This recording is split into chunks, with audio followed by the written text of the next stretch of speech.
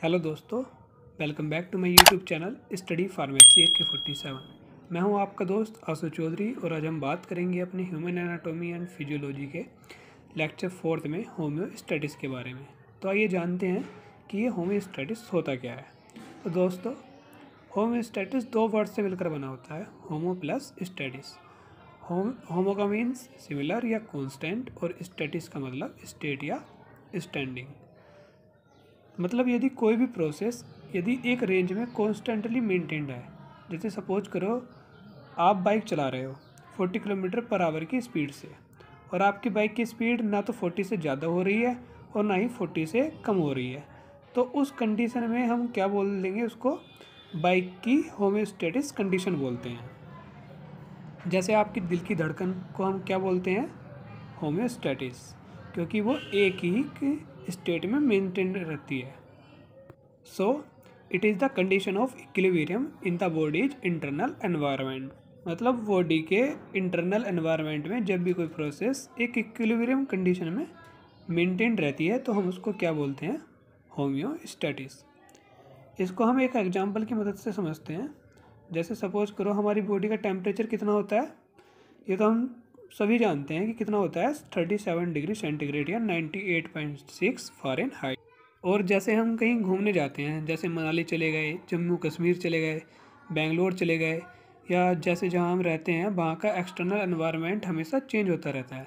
जैसे सर्दियों में कुछ होता है, गर्मियों में कुछ, बरसात में कुछ, लेकिन हमारी बॉडी का टेम्परेचर उस कंडीशन में क्या रहता है, वही रहता है, मतलब 37 डिग्री सेंटीग्रेड। तो उस कंडीशन को हम क्या बोलते हैं, होम्योस्टैटिस। तो आइए अब हम बात करते हैं इसके मैकेनिज्म की।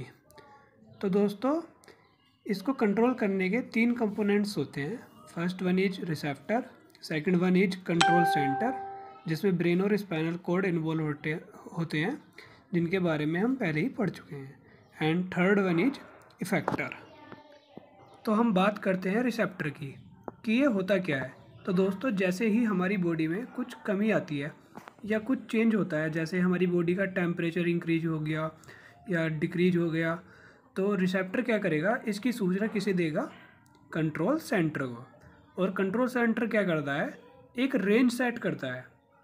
और जैसे ही कंट्रोल सेंटर को पता चलता है कि हमारी बॉडी में कुछ गड़बड़ है, तो वो क्या करेगा, इफेक्टर को आदेश देगा और इफेक्टर फिर उसको ट्रीट करेगा और फिर सब नॉर्मल हो जाएगा। तो दोस्तों, अब हम बात करेंगे फीडबैक सिस्टम की कि फीडबैक होता क्या है।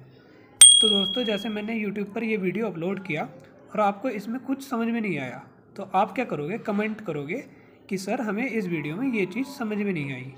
तो वह क्या कहलाएगा, फीडबैक। तो जैसे हमारी बॉडी में सेंसरी रिसेप्टर होते हैं, तो वे क्या करते हैं, हमारे ब्रेन को फीडबैक देते हैं। जैसे बॉडी का टेम्परेचर इंक्रीज हो रहा है या घट रहा है, तो फीडबैक सिस्टम क्या करेगा, उसको उसकी कांस्टेंट स्टेट में ले आएगा। और फीडबैक सिस्टम टू टाइप्स का होता है। First one is positive feedback system and second one is negative feedback system.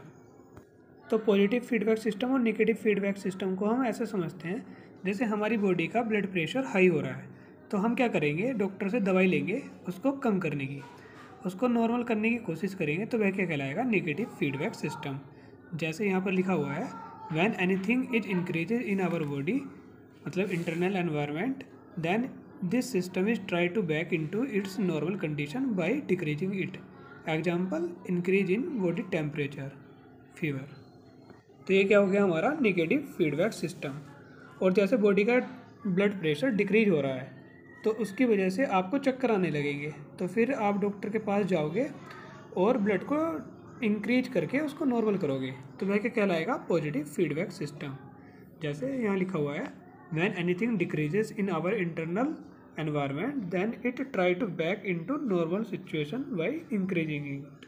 और एग्जाम्पल इसका देख लेते हैं। एग्जाम्पल क्या है इसका, लो ब्लड शुगर और लो ब्लड ग्लूकोज लेवल। तो दोस्तों, ये था हमारा पूरा होम्योस्टैटिस। मिलते हैं आपसे जल्द नेक्स्ट लेक्चर में, नेक्स्ट वीडियो के साथ। Thank you.